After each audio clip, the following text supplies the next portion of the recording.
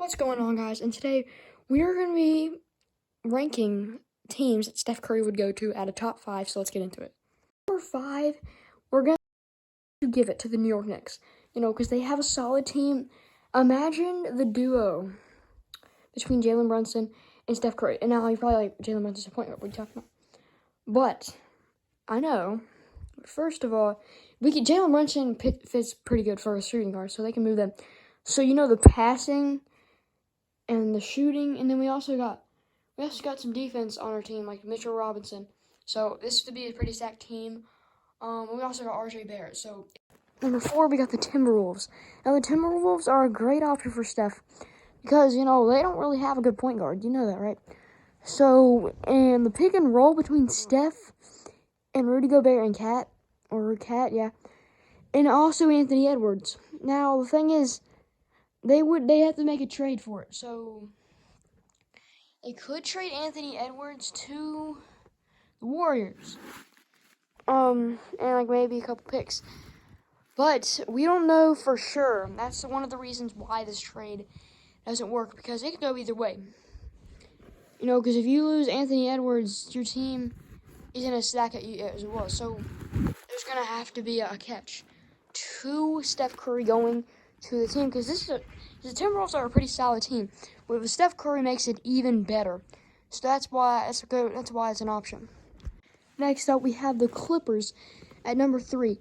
Because, Steph and Curry at the Clippers would be pretty sick. Now, the thing is, you're going to have to give a trade to Russell Westbrook and from some picks. So, but that team would be stacked. And then one of the reasons why it works is because, the pick and roll, the lobs, the shots, and everything. This team has defense, this team has shooting, this team has rebounding, and the role players on this team is pretty decent as well.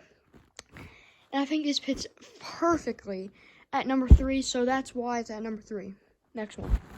Next team, we got the Toronto Raptors. Now this team, since Fred VanVleet just left, I feel like this will be a great option. We don't have to move anybody for a position. Because, Pascal Siakam and Steph, all these teams have a good big man. So, Steph could just throw a lob up, and boom, Pascal Siakam just dunks over everybody. And that would be an option. There's not really much to trade for. That's the thing. If we had to, we might have to trade for Pascal. But if we had to, we could get 2 or 3 role players maybe, and a couple first-round picks. That would probably work. Because, Pascal and Curry would just be amazing. And we also have some great role players on that team, like OG Anunoby. Who else? We got Scotty Barnes. Yeah, we have a lot of players who would be good. And this one was a great option. This would be amazing. All right, let's go to number 1. Now, I want to give an honorable mention before we get to number 1 to the Orlando Magic. Now, I was going to put this on the list, but I felt like there was other teams who could beat them. Because, there's not, anything to trade for. Say you don't have any good players that much. And you might have to trade for Paulo Banchero. And that wouldn't be good. Steph would be the only good player on the team. But if they could make it happen, they could make it happen. They could get a lot of role players and picks to trade for Steph Curry. So let's just go straight to number 1 now. So now number 1 we've all been waiting for is the New Orleans Pelicans. May seem crazy, but this is a good option in my opinion. Now, this is just my opinion. I mean, if you guys agree, that's great. But if you don't, oh well. Anyways, this would be amazing. Don't you understand? You could trade a lot. You could trade a lot and still have good players on your team. Because they got Brandon Ingram, CJ McCollum. CJ McCollum's still on the team. They have a lot of players. They have CJ McCollum.